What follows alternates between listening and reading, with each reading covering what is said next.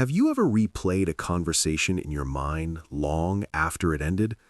Not just once, but again and again. You remember the exact words, the tone, the silence between sentences, the expressions on their face.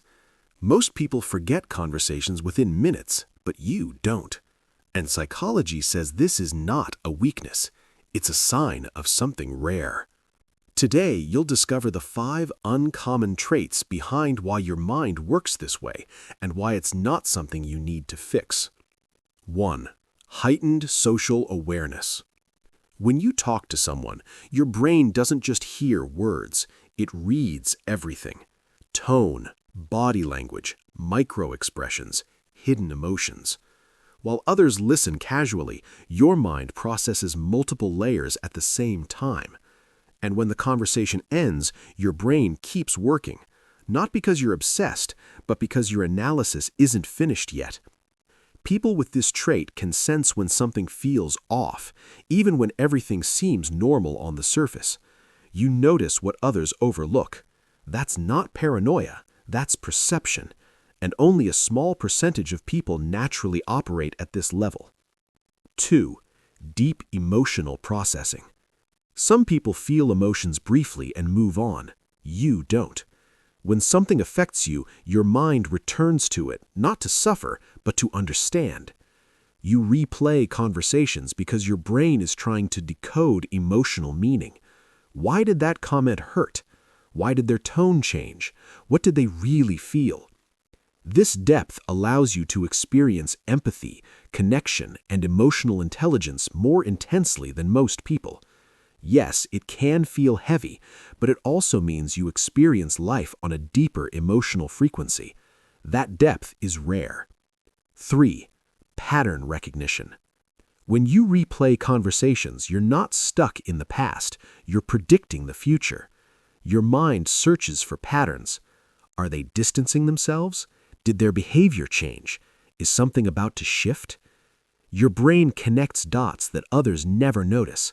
It's like running silent simulations of human behavior.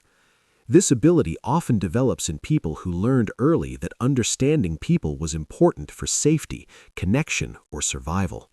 You don't just react to people, you anticipate them.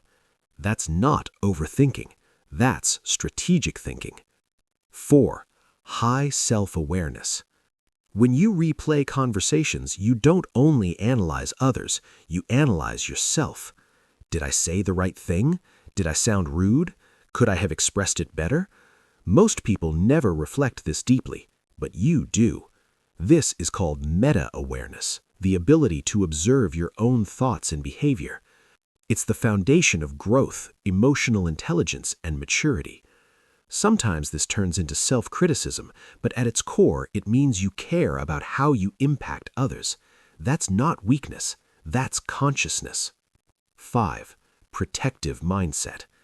For many people, replaying conversations is connected to the brain's instinct to protect itself.